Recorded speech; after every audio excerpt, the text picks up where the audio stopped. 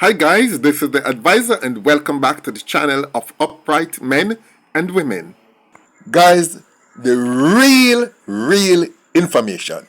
No speculation about what was in the police report pertaining to the death of Judge Ruth Williams. A lot of information has been bandied about, but this information is the complete and total and official police report summary of the suspected suicide of Judge Ruth Williams. Now, I'm not going to spend a lot of time mulling over what had actually taken place because at the moment, nobody really and truly knows exactly what had taken place. But this report that I'm about to read to you will form the fulcrum of any investigation that takes place from this point forward. So guys, listen to it in its entirety. There's a little more here than what has been bandied about elsewhere in the news or on social media. And I will not say if it adds to or take away from the mystery that currently prevails. And you can all let me know if it alters your presumptions or conclusions that you have drawn so far. So here we go. Suspected suicide. Initial report summary. Deceased, Ruth Lawrence. Age 59 years. Date of birth 28th of October 1965. Address Lot 126 Coral Springs Village. Occupation Judge. Spouse Prince Smith. Age 47 years. Date of birth 23rd of July 1976. Occupation musician.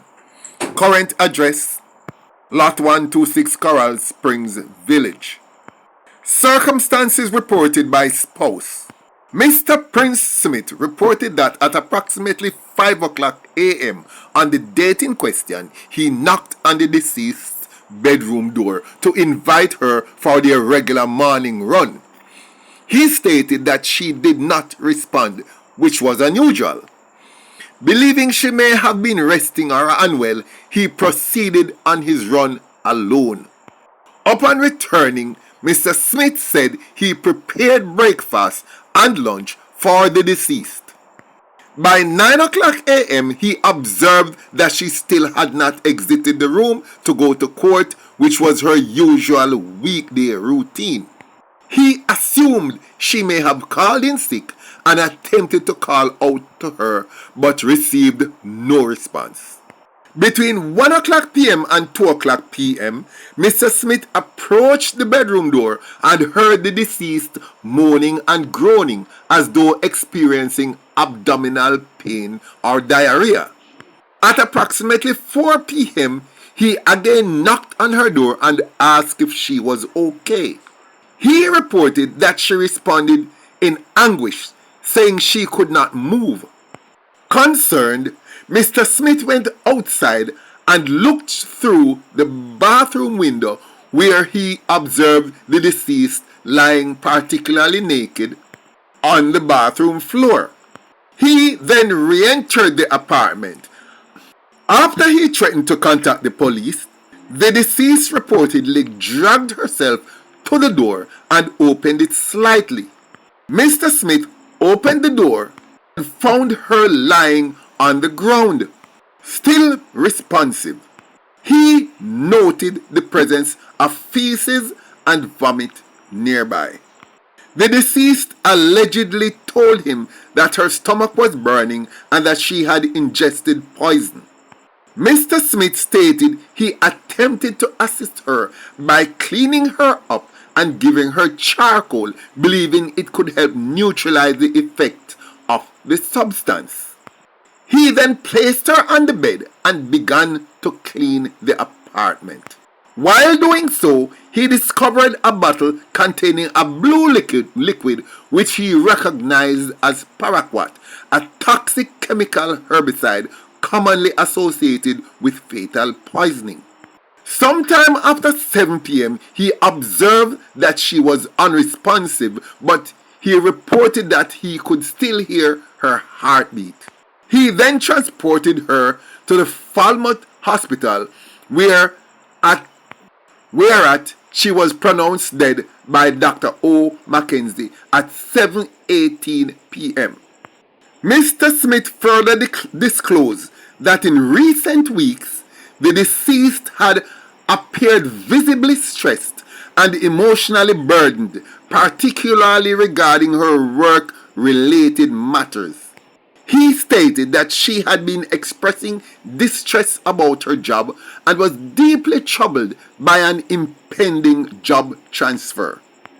According to him, the situation had been weighing heavily on her, although she had not previously made any mention of self-harm or suicidal intent.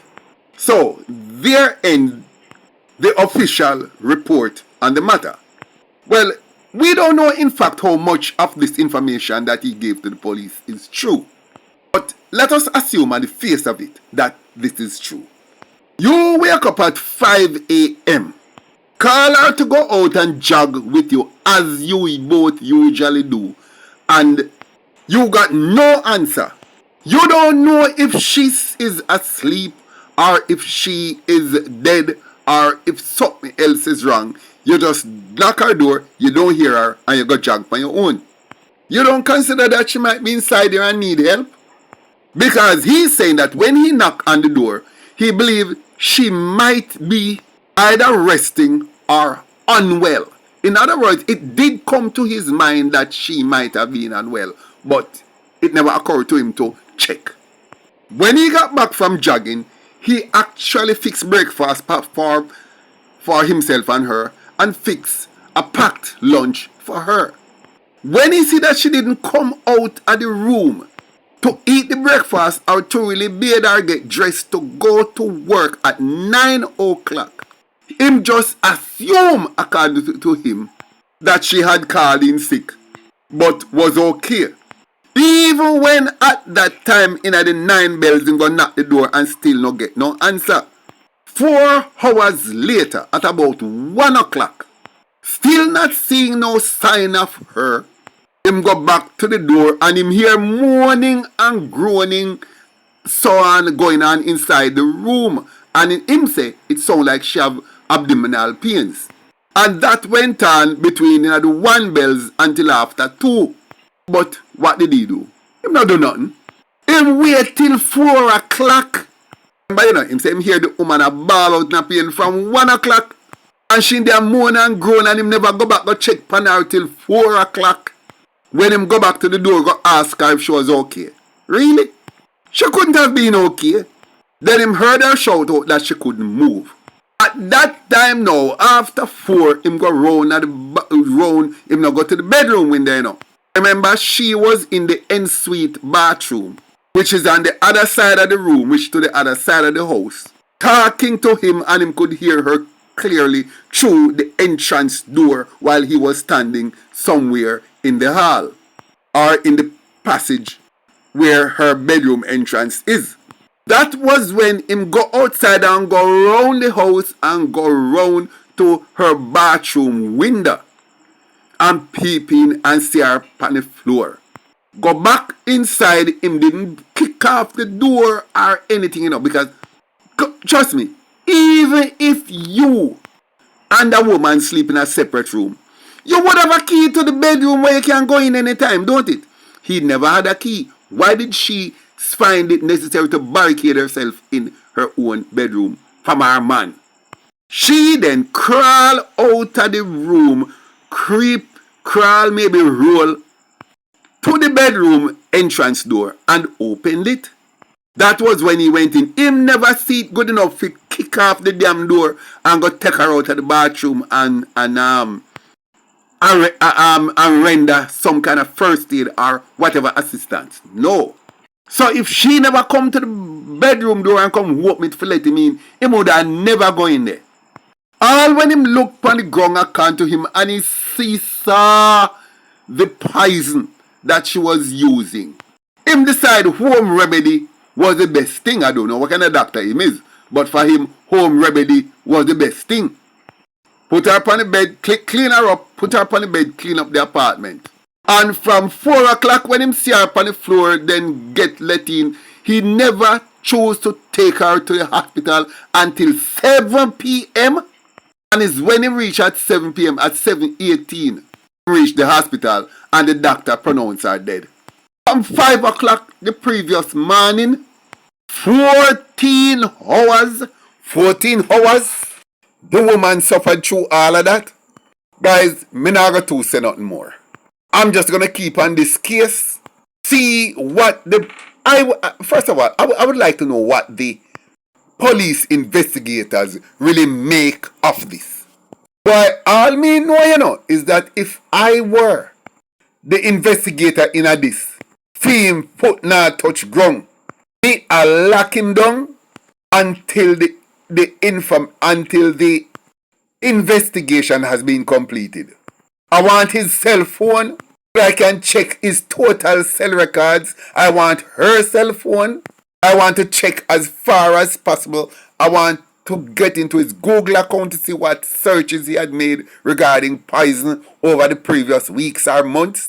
I want to see every email she has written, everything that she has done, to see what she really felt. I would check the court to see if there was really any transfer on the books for her. Because he said that she was depressed because she was anticipating getting a transfer to another district court or whatever. That also need to be checked.